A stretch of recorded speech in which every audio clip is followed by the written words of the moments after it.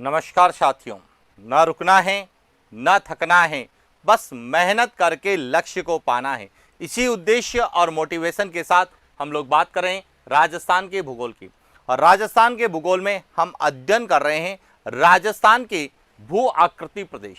और राजस्थान के भू आकृति प्रदेशों में आज हम बात करने वाले हैं पश्चिमी मरुस्थलीय प्रदेश के वर्गीकरण की, कि पश्चिमी मरुस्थलीय प्रदेश को कितने भागों में विभाजित किया गया है और उसमें कौन सा भाग आता है, उसकी क्या विशेषता है और उससे हमें किस प्रकार के प्रश्न पूछे जाने की संभावना है, उन पर बात करते हैं। तो शुरुआत करते हैं हम पश्चिमी मरुस्थलीय प्रदेश के वर्गीकरण की।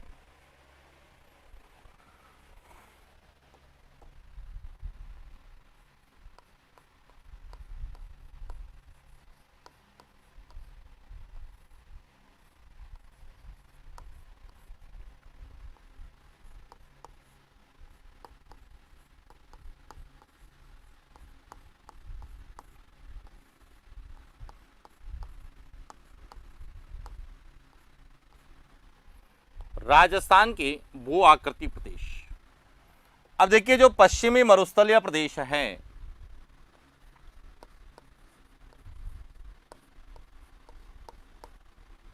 पश्चिमी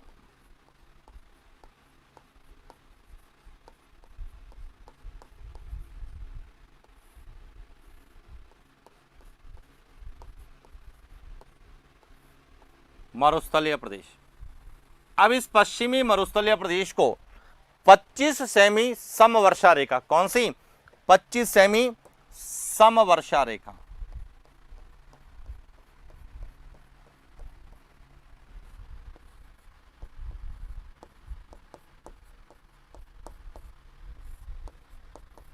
सम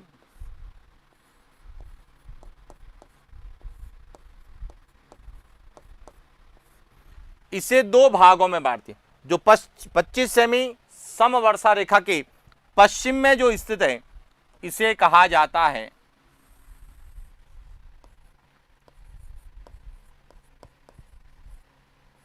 शुष्क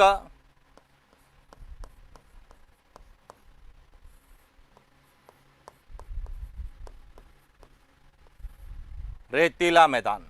और जो 25 सेमी समवर्षा रेखा के पूर्व में स्थित है और अरावली तक का जो क्षेत्र है, इसे कहा जाता है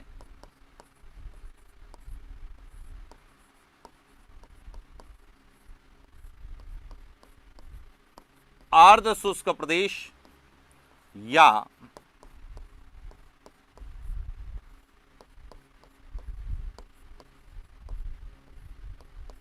बांगर प्रदेश कहा जाता है। तो आज हम बात करेंगे पश्चिमी मरुस्थलीय प्रदेश में शुष्क रेतीले मैदान की। अब देखिए, शुष्क रेतीले मैदान को दो भागों में विभाजित किया गया। एक कहलाता है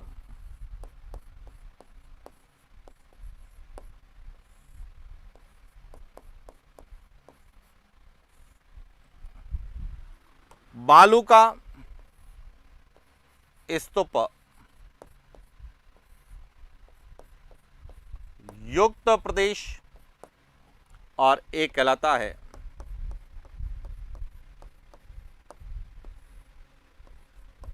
बालू का स्तूप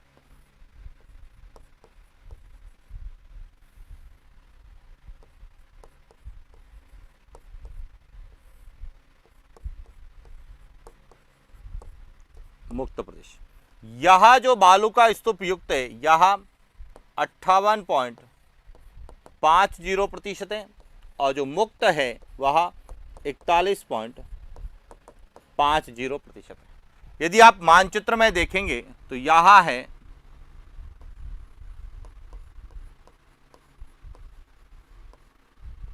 बालू का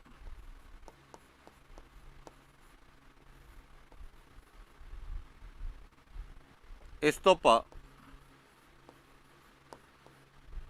युक्त और यह है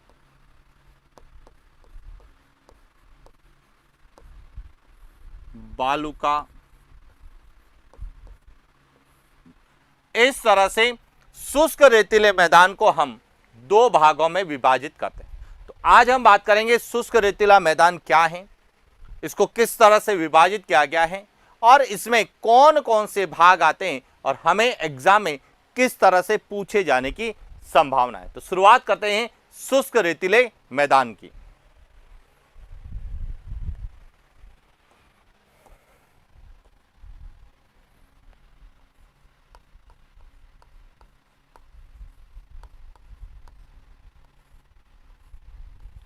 राजस्थान के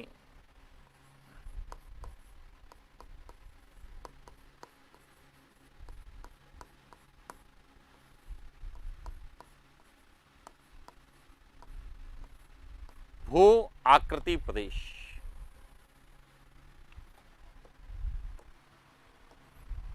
इसमें हम बात करेंगे शुष्क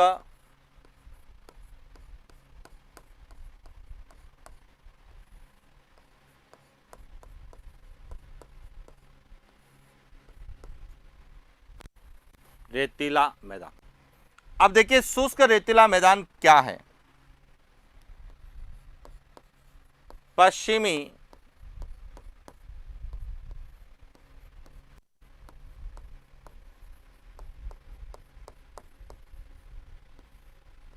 मरुस्थलीय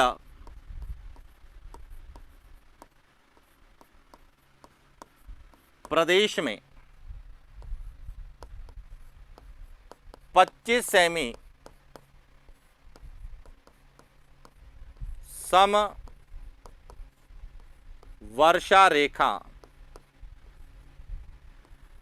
के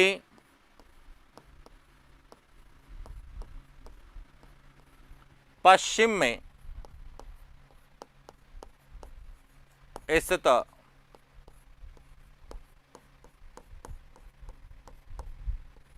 रेतीला प्रदेश, जहां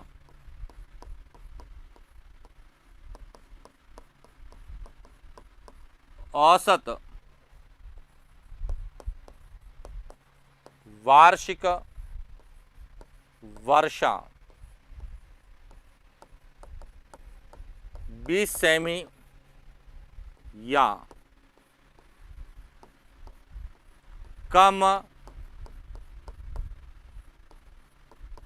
होती है। शुष्क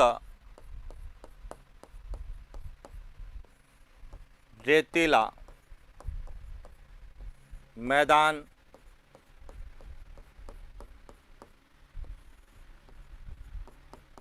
कहलाता है। तो ये ध्यान रखना कि शुष्क रेतीला जो मैदान है वह 25 सेमी समवर्षा रेखा के पश्चिम में स्थित है, जहां पे 20 सेंटीमीटर या इससे भी कम औसत वार्षिक वर्षा होती है, उसे हम शुष्क रेतीला मैदान कहते हैं। अब इसमें कौन कौन सा क्षेत्र आता है यह ध्यान रखना।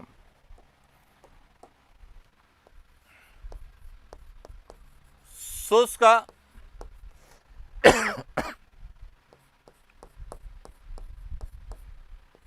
रेतीला मैदान में बीकानेर,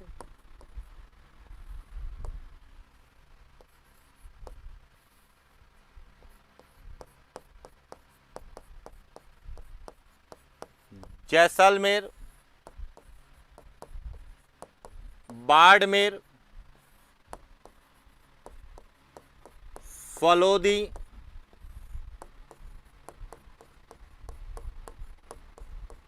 बालोतरा आदि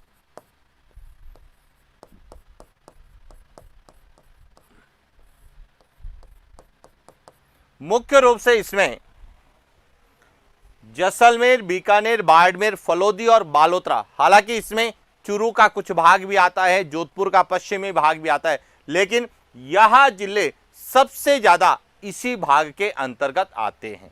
यह ध्यान रखना, मुख्य रूप से यह जिला आता है। अब इस शुष्क रेतीले मैदान को कितने भागों में विभाजित किया गया है, तो अब यहां पे समझना है।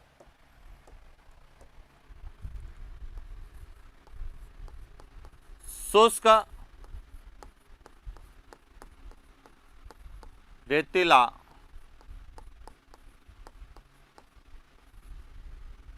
मैदान का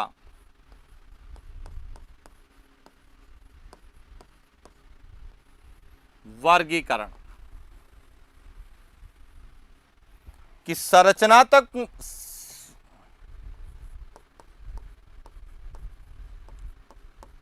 संरचनात्मक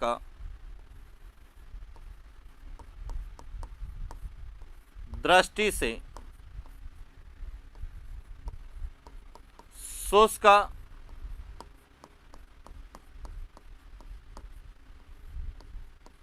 रेतीले मैदान को दो भागों में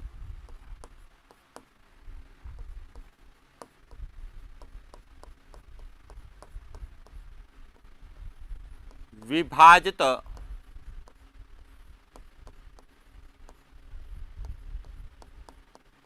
कितने भागों में बांटा गया है? दो भागों में बांटा गया है। कौन कौन से हैं? एक तो है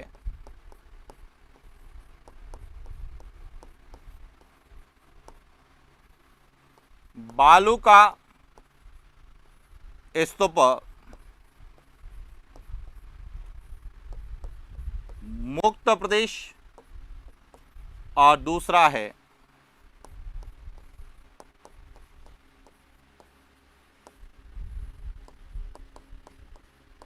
बालू का स्तूप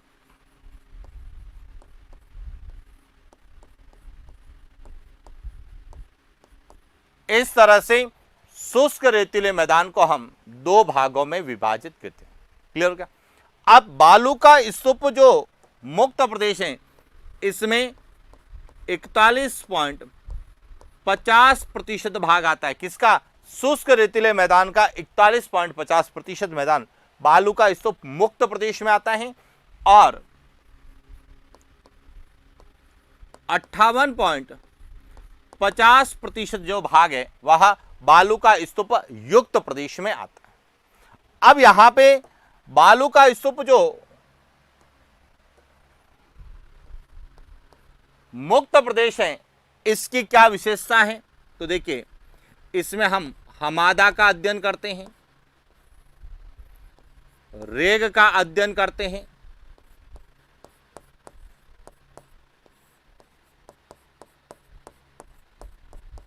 लाठी सीरीज का अध्ययन करते हैं,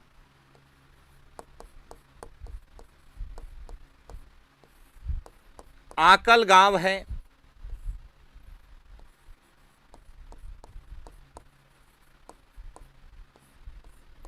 कुलधरा गांव है,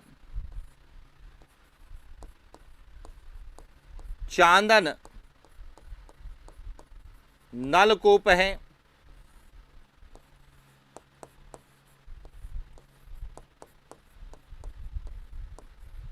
बाप बोल, यहां सभी जो है बालू का स्तूप मुक्त प्रदेश के अंतर्गत आते हैं, जबकि बालू का स्तूप युक्त के अंतर्गत क्या आता है? इर्ग और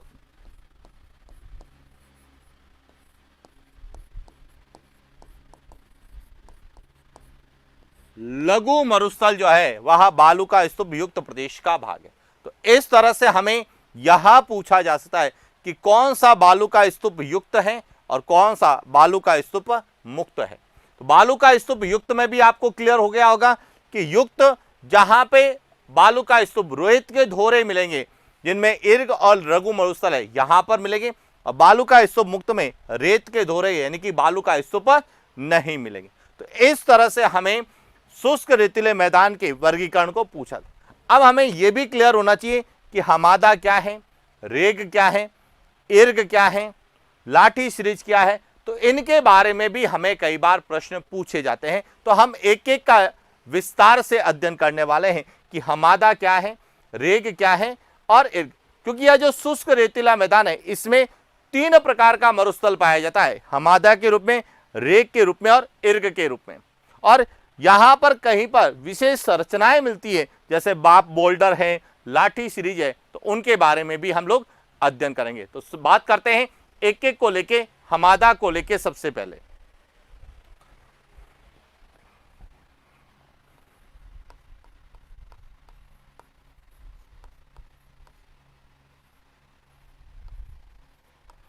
राजस्थान की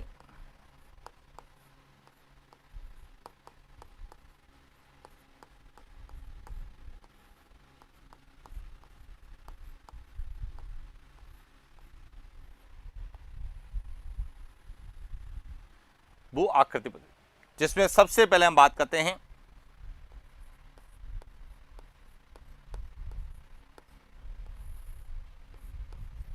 हमादा, कि हमादा क्या है। अब समझना, पोखरण जो कि किस जिले में है, जैसलमेर में। पोखरण, फलोदी और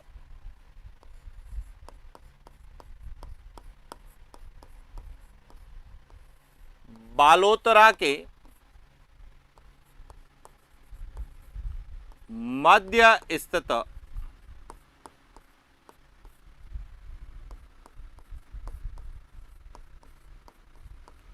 त्रिभुजाकार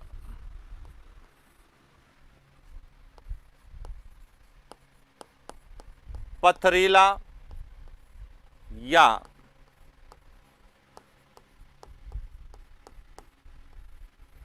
चट्टानी मरुस्थल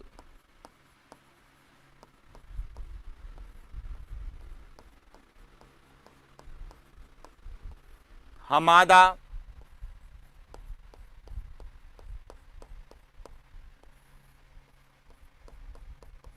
तो सबसे पहले तो आपको यह क्लियर होना चाहिए कि हमादा क्या है।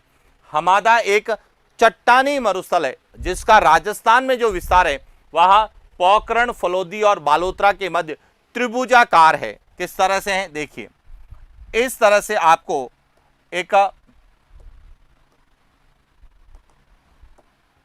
यहां पोखरण से लगाकर फलोदी, इस तरह से आपको एक त्रिभुजाकार पथरीला जो मरुस्थल मिलेगा, जिसमें यह है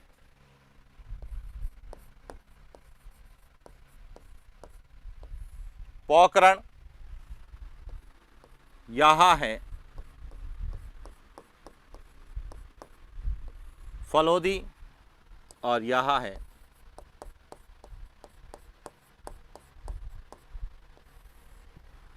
इस तरह से यह जो पथरीला या चट्टानी मरुस्थल है इसे क्या कहा जाता है, हमादा कहा जाता है। अब इसकी सबसे बड़ी विशेषता क्या है कि जब हम राजस्थान का अध्ययन करते हैं या राजस्थान में पढ़ते हैं तो हम पढ़ते हैं कि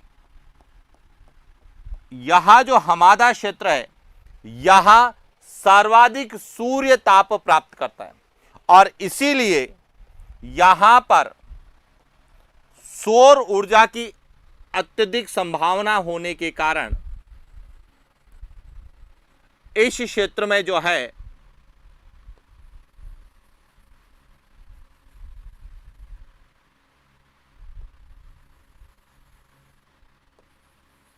अलग अलग स्थानों पर सोलर पार्क की स्थापना की गई। अब देखिए राजस्थान में 5 सोलर पार्क है जिसमें से 4 जो है वह हमादा के अंतर्गत आते हैं। कौन सा है, एक तो भड़ला सोलर पार्क जो कि कहां पर है, फलोदी में।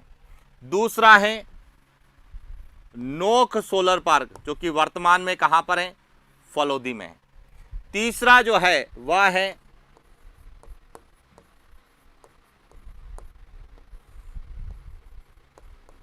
पोखरण फलोदी सोलर पार्क जो कि जैसलमेर और फलोदी में।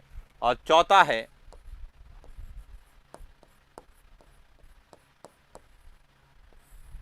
Fatehgarh solar park.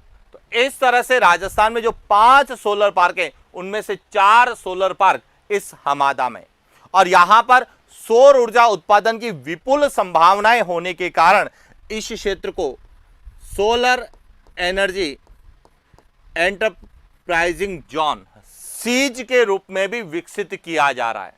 अक्षय ऊर्जा निगम जो कि राजस्थान में गैर परंपरागत ऊर्जा संसाधनों के विकास की शीर्ष संस्था है, उसके द्वारा यहां पर सीज सोलर एनर्जी एंटरप्राइजिंग जोन की स्थापना की गई। अब साथ ही साथ यहां पर जो है पोखरण से मोहनगढ़ के मध्य, पोखरण से मोहनगढ़ के मध्य एक भूगर्भीय जलपट्टी है। क्या है? भूगर्भीय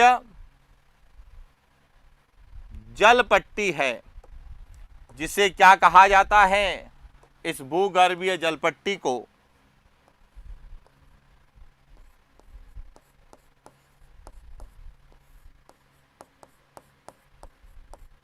लाठी सीरीज की संज्ञा दी गई है। और इसी लाठी सीरीज में जो है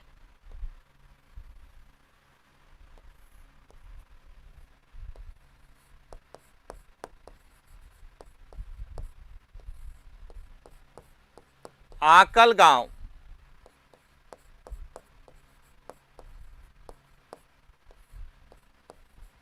जीवाश्म पार्क,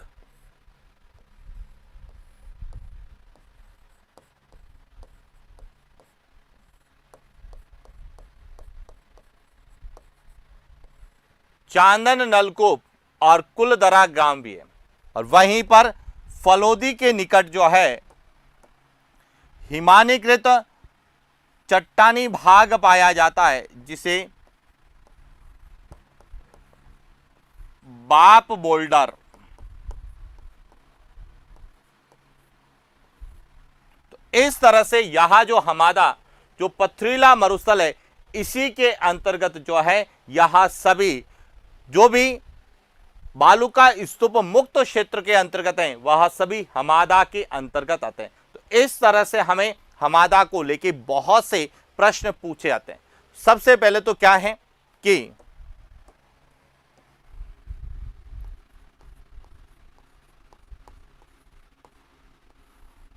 हमादा क्षेत्र में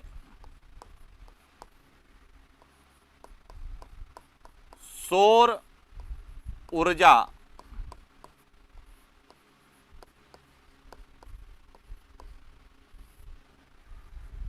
उत्पादन की विपुल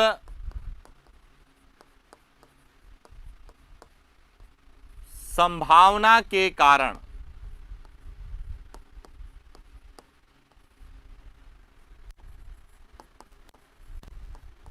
अक्षय ऊर्जा निगम द्वारा SEEZ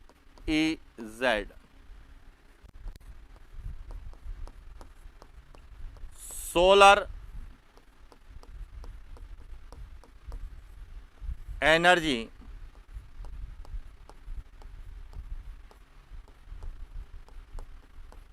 एंटरप्राइजिंग जोन, या जिसे कहा जाता है सौर ऊर्जा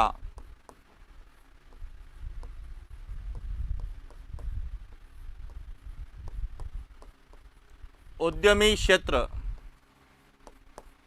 की स्थापना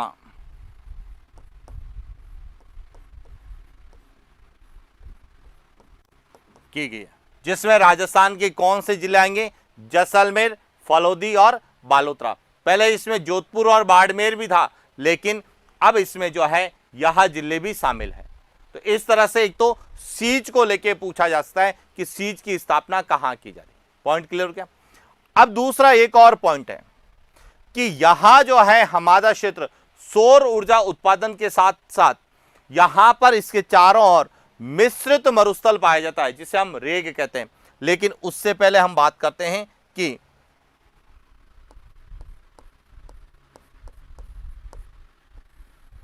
हमादा क्षेत्र में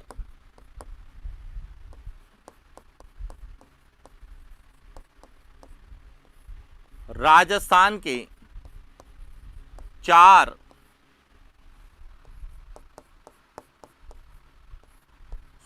सौर ऊर्जा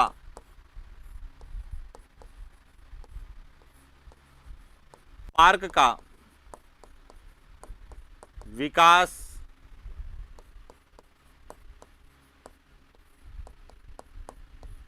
किया। 4 सौर ऊर्जा पार्क का विकास किया जा रहा है। कौन कौन से हैं देखिए, इसमें एक तो है भड़ला, जो कि कहां पर है, फलोदी में। दूसरा है नोक, यह भी कहां पर है, फलोदी में। तीसरा है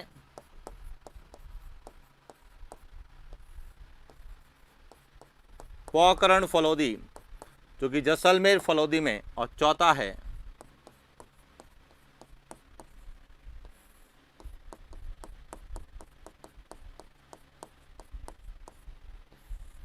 इस तरह से जो है हमादा न केवल पथरीला मरुस्थल है, बल्कि यहां पर सौर ऊर्जा की विपुल संभावना। अब इसमें हमादा के बाद जो दूसरा मरुस्थल आता है, जिसे हम क्या कहते हैं, रेग। तो बात करते हैं रेग की।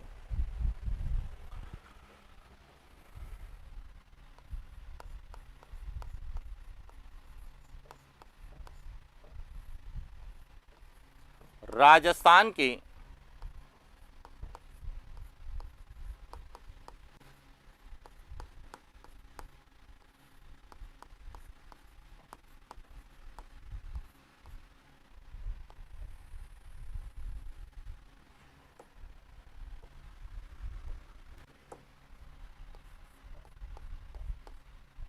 रेग। अब देखिए रेग क्या है,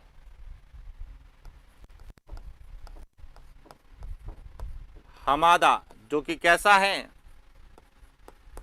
पथरीला या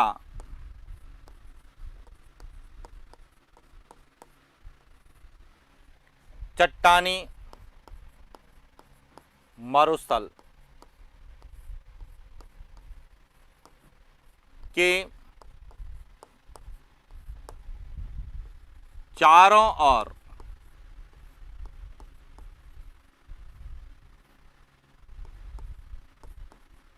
विस्तृत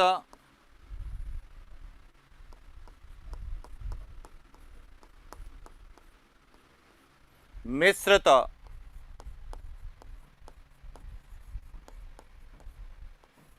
मरुस्थल रेग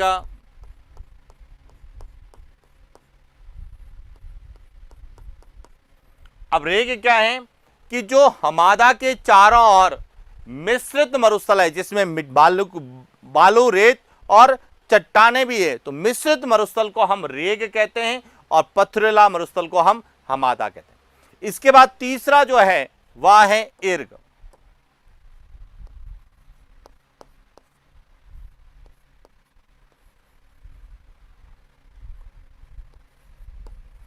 शुष्क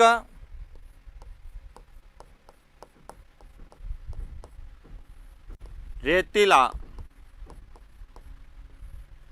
मैदान में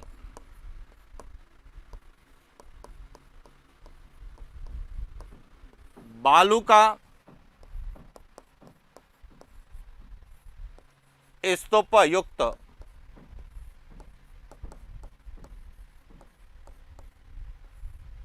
संपूर्ण मरुस्थल या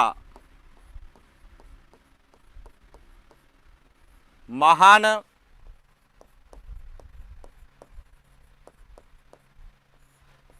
मरुस्थल को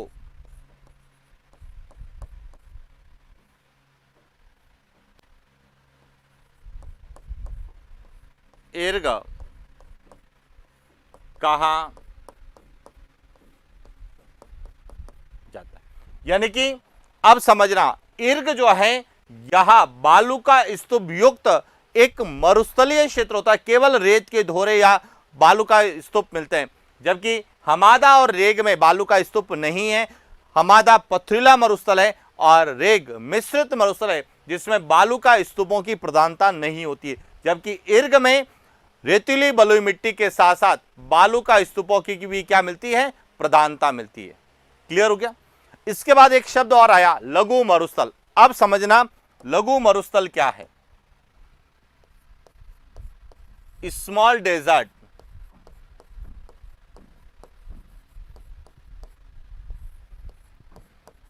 लघु मरुस्थल यहां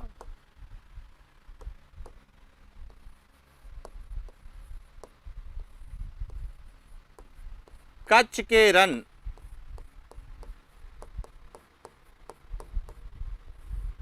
गुजरात से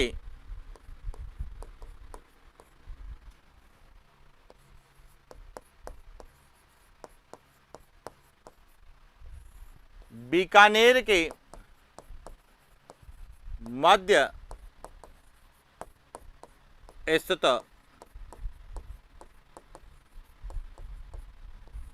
मरुस्थल को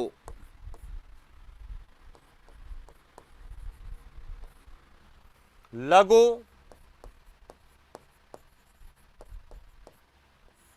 मरुस्थल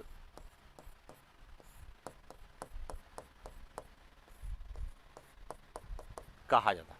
यानी कि लघु मरुस्थल का मतलब क्या होता है कि लघु मरुस्थल मरुस्थल का प्रकार नहीं है। कच्छ के रण गुजरात से लगाकर बीकानेर के मध्य जो एक मरुस्थल, जो एक स्मॉल डेजर्ट के रूप में, एक छोटे मरुस्थल के रूप में दिखाई देता है, उसे ही लघु मरुस्थल कहा गया। राजस्थान में मरुस्थल के 3 ही प्रकार है, हमादा, रेग और इर्ग। हमादा पथरीला है, रेग मिश्रित है और जो केवल बालू का स्तूप युक्त मरुस्थल है उसे क्या कहा जाता है, इर्ग कहा जाता है। लघु मरुस्थल तो एक क्षेत्र विशेष को संज्ञा दे रखी है जिसका विस्तार कच्छ के रण गुजरात से बीकानेर के मध्य, यानी कि जिसमें बीकानेर, बाड़मेर, जैसलमेर का जो है अधिकांश भाग इसके अंतर्गत आता है। तो इस तरह से पश्चिमी मरुस्थलीय प्रदेश में यहां 3 प्रकार के मरुस्थल। इसके अलावा यहां पे और क्या क्या है, तो इसके अलावा यहां पर एक तो आपको मिलेगा लाठी सीरीज।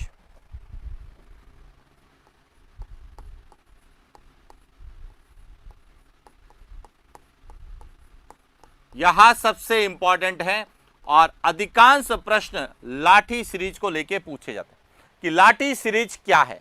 अब लाठी सीरीज जो है, अब इसे पूरा समझना कि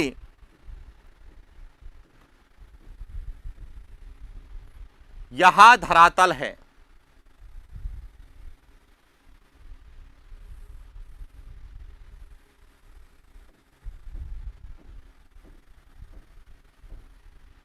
इस धरातल के नीचे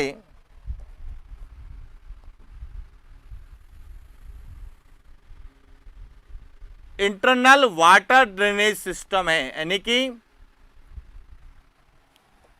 आंतरिक जल पट्टी है। यह भूमिगत जल है और जहां जहां भूमिगत जल है वहां पर एक विशेष प्रकार की घास पाई जाती है जिसे हम क्या कहते हैं, सेवण घास कहते हैं। अब समझना, यहां से यहां तो है धरातल,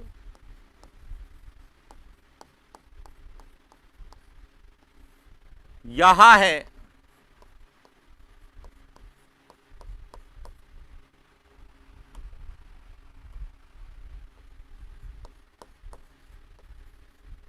भूगर्भीय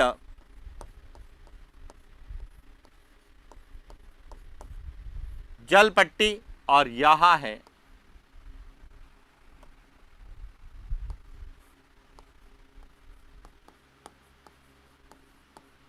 सेवण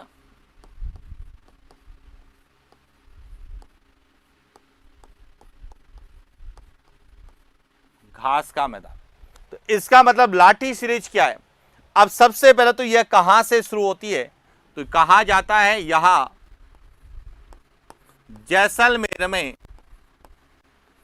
पोखरण से लगाकर एक स्थान है जिसका नाम है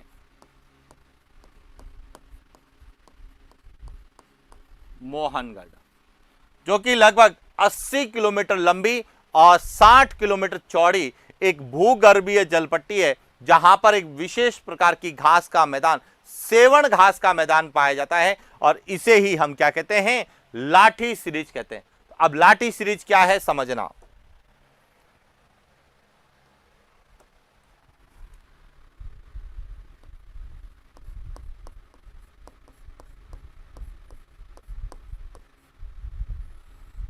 जैसलमेर में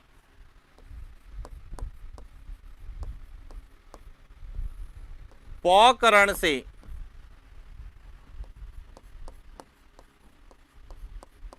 मोहनगढ़ के मध्य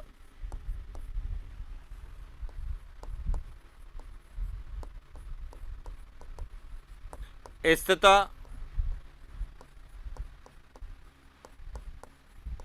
भूगर्भीय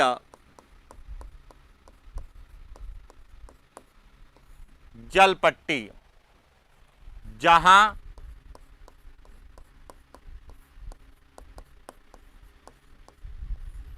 सेवण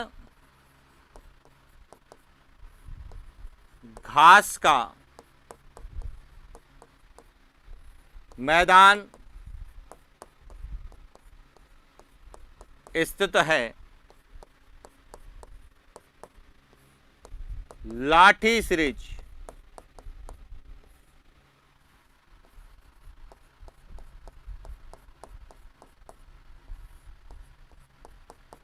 कहलाती है।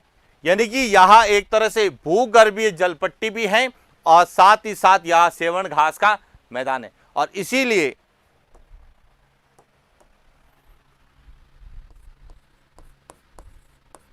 लाठी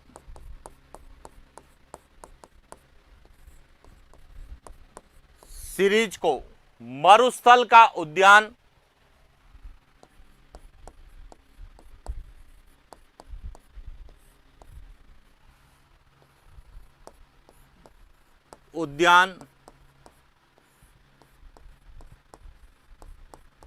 नखलिस्तान,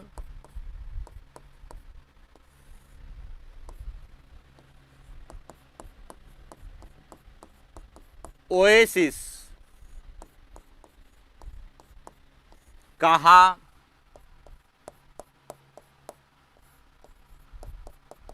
यहां भी ध्यान रखना, इस लाठी सीरीज को ही मरुस्थल का उद्यान या नखलिस्तान या ओएसिस की संज्ञा दी गई है।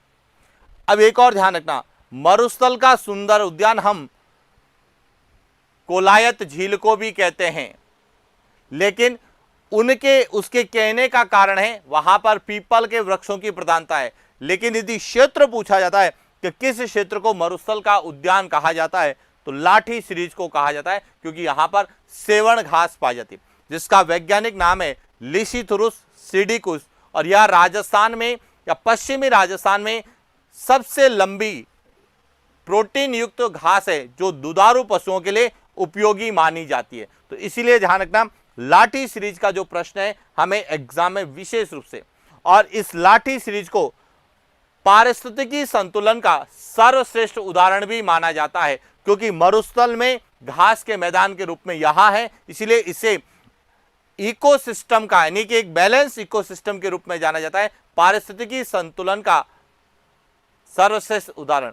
और सेवण घास, जिसे हम स्थानीय भाषा में लिलोण घास कहते हैं, जो पश्चिमी मरुस्थलीय प्रदेश में पाई जाती है। तो इस तरह से हमें लाठी सीरीज को लेकर भी एग्जाम में प्रश्न पूछे जाते हैं कि पश्चिमी राजस्थान में पारिस्थितिकी संतुलन का सर्वश्रेष्ठ उदाहरण किसे माना जाता है, तो लाठी सीरीज को माना जाता है। क्यों माना जाता है? क्योंकि यहां पर मरुस्थल में एक सेवण घास का मैदान है और इस सेवण घास में गोडावण पाया जाता है, और गोडावण के लिए जैसलमेर जाना जाता है, और जैसलमेर का जिला शुभंकर भी गोडावण है, और जैसलमेर में जो राष्ट्रीय मरु उद्यान है वहां गोडावण की आश्रय स्थली के रूप में भी जाना जाता है।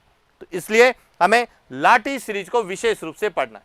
अब लाठी सीरीज में भी कई प्रकार की संरचनाएं मिलती है, जिसमें है चांदन नलकूप। तो बात करते हैं चांदन नलकूप की।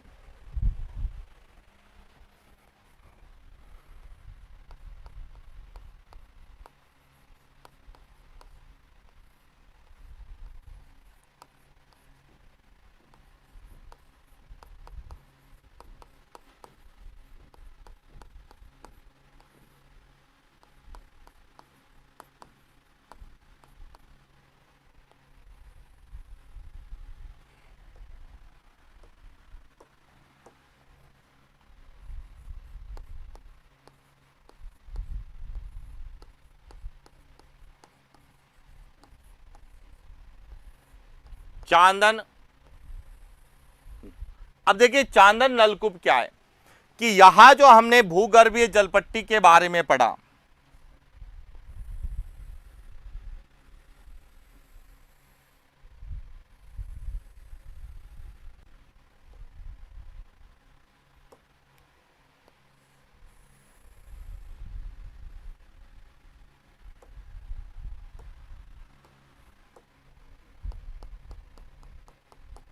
यहां जो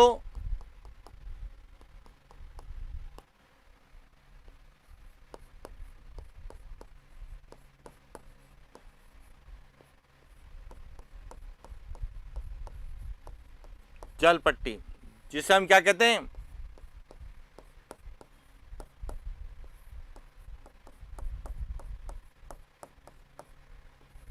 लाठी सीरीज।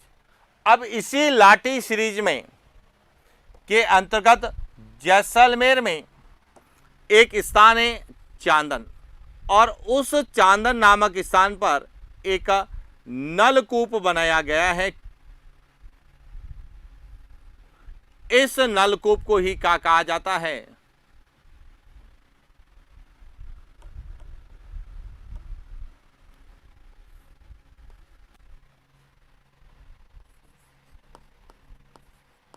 चांदन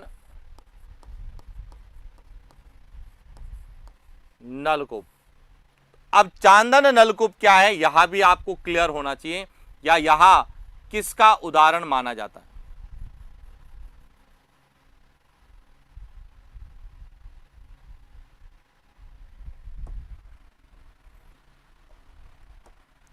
कि लाठी सीरीज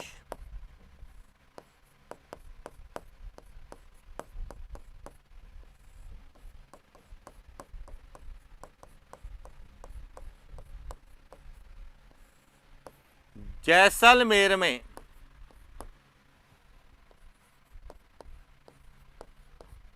चांदन नामक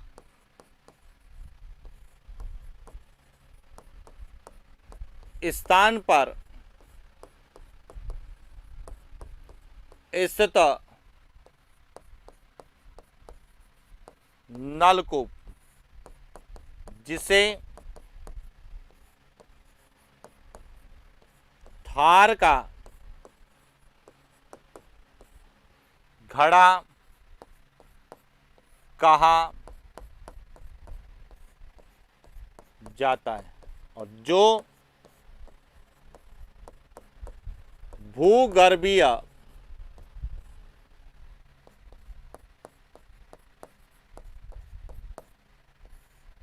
जलपट्टी का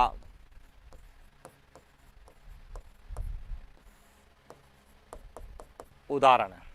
कि जो हमने लाठी सीरीज पढ़ी जो कि भूगर्भीय जलपट्टी है, उसी लाठी सीरीज में जैसलमेर में एक स्थान है चांदन, और चांदन नामक स्थान पर एक नलकूप बनाया गया है, और इससे आसपास के क्षेत्रों में जल आपूर्ति की जाती है। और इस ही नलकूप को, चांदन नलकूप को थार का घड़ा कहते हैं।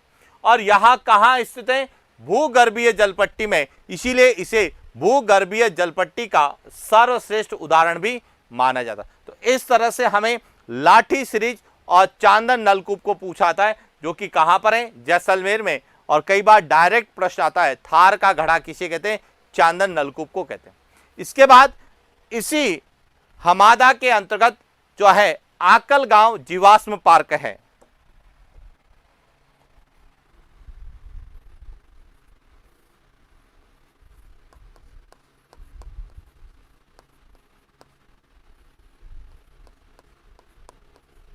आकल गांव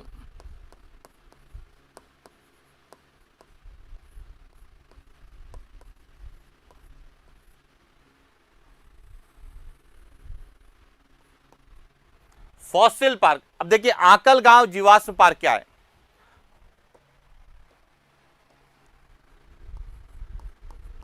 राष्ट्रीय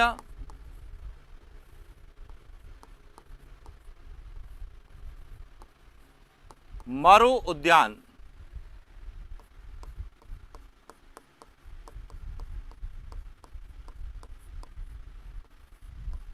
जैसलमेर में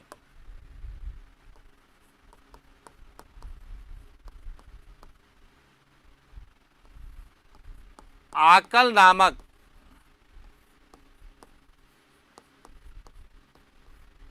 स्थान से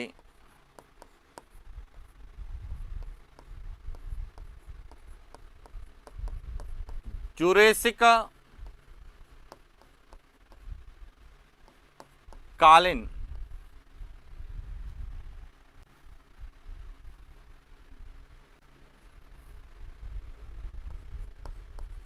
मध्यजीवी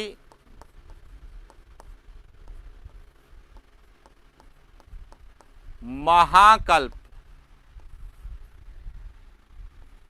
के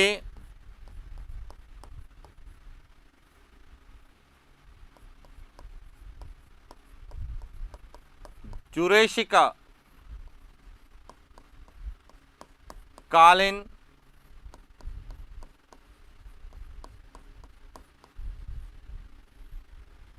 प्राकृतिक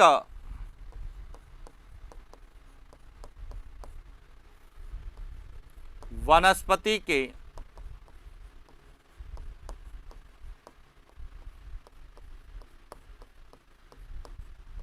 अवशेष मिले जिसे राष्ट्रीय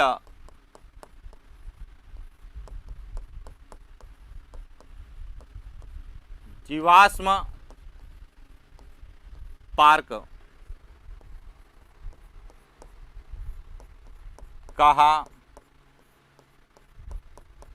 अब यहां समझना कि आकल गांव जीवाश्म पार्क का मतलब है कि राष्ट्रीय मरु उद्यान जो जैसलमेर है उसमें एक स्थान है आकल, वहां से जुरेसिक काल के प्राकृतिक वनस्पति के अवशेष मिले हैं और उन प्राकृतिक वनस्पति के अवशेषों के कारण ही यह क्षेत्र राष्ट्रीय जीवाश्म पार्क के रूप में जाना जाता है।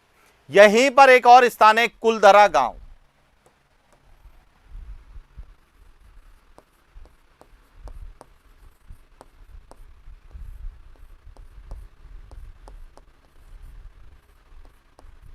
कुलधरा गांव, अब यहां क्या है?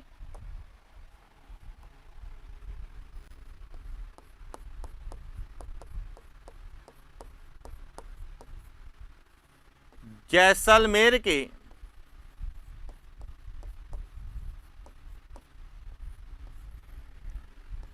कुलधरा ग्राम से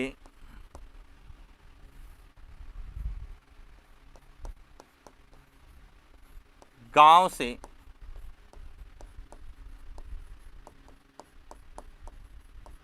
मध्यजीवी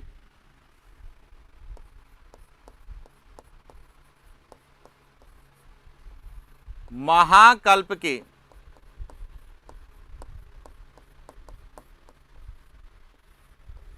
जुरेशिक काल के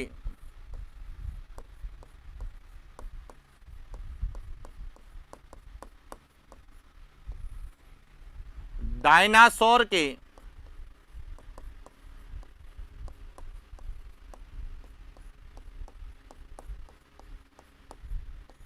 अवशेष।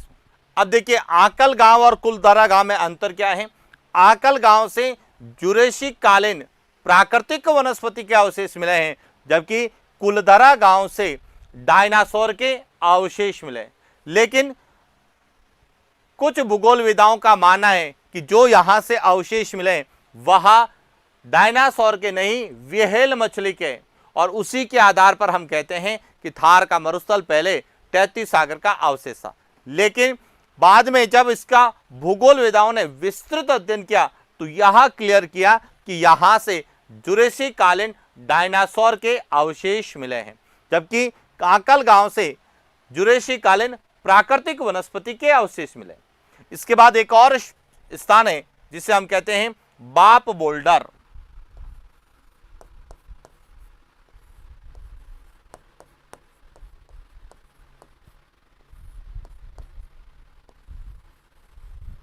बाप बोल्डर, अब यह क्या है समझना।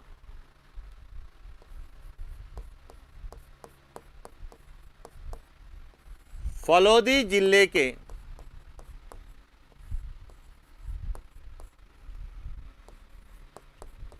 बाप नामक स्थान से पर्मियन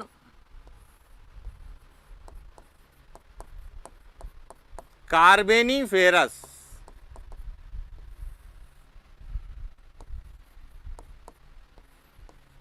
युग के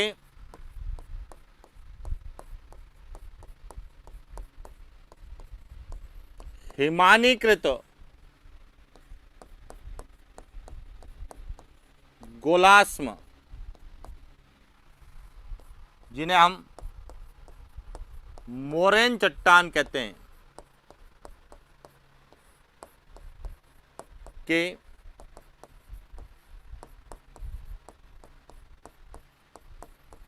मिले, जिसे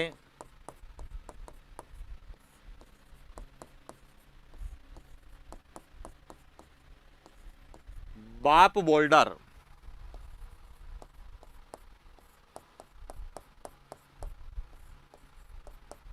कहा जाए। यानी कि बाप बोल्डर जो है पहले जोधपुर में आता था, लेकिन अब यह फलोदी जिले में है। बाप नामक स्थान है जहां पर पर्मियन कार्बेनिफेरस युग की गो हिमानीकृत जो चट्टानें होती है उन्हें मोरेन कहते हैं, मोरेन के अवशेष मिले हैं। और इसीलिए बाप बोल्डर भी कई बार पूछा जाता है कि बाप बोल्डर का संबंध किस काल से है, तो पर्मियन कार्बेनिफेरस युग से है, जबकि कुलदरा और आकल गांव का जो संबंध है वह जुरेसिक काल से। तो इस तरह से हमें पश्चिमी मरुस्थलीय प्रदेश में शुष्क रेतीले मैदान के अंतर्गत जो भी मरुस्थल, जो 3 प्रकार का मरुस्थल पाया जाता है, उनके बारे में पूछा जाता है। और उस मरुस्थल के अलावा यहाँ पर लाठी सीरीज है, चांदन नलकूप है, आकल गांव जीवाश्म पार्क है, इनके बारे में भी एग्जाम में प्रश्न पूछे जाते हैं। कई बार तो डायरेक्ट पूछा जाता है कि राष्ट्रीय जीवाश्म पार्क स्थित है, या तो वहां वन्य जीव अभ्यारण्य पूछते हैं, राष्ट्रीय मरु उद्यान, या फिर स्थान पूछते हैं आकल गांव, या फिर डिस्ट्रिक्ट पूछते हैं जैसलमेर। तो कई बार तो हमें डायरेक्ट प्रश्न मिलते हैं, तो कई बार इनडायरेक्टली हमें सत्य और असत्य कथन के अंतर्गत पूछे जाते हैं, जिनके बारे में भी जो पूछे जाने की संभावना है उनके बारे में हमने विस्तार से अध्ययन किया है। तो आज के लिए इतना ही, मिलते हैं नेक्स्ट क्लास। Thank you.